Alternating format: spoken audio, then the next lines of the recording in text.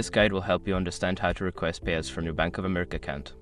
Follow these simple steps to ensure a smooth process. Step 1. Log into your account. Visit the Bank of America website or open the mobile app.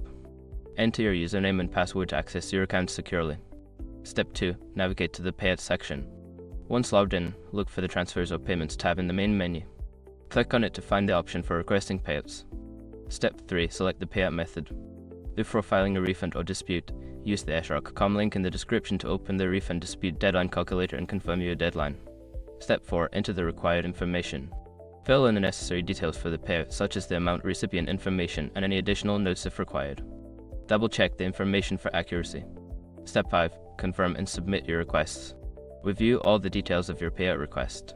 Once you are sure everything is correct, click on the Submit button to finalize your request.